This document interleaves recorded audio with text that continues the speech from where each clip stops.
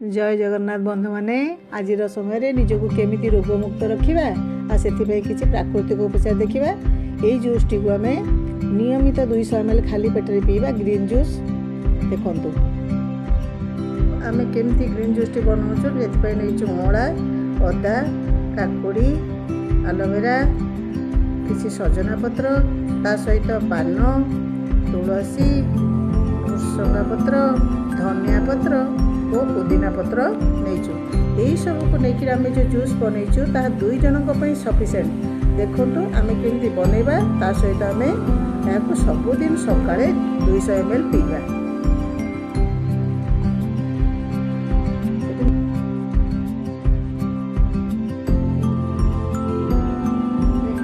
संपूर्ण green juice T आम perfectly बनाई ये समस्त उपकार देखो ग्लास टी केते सुंदर देखा यही आपण मैंने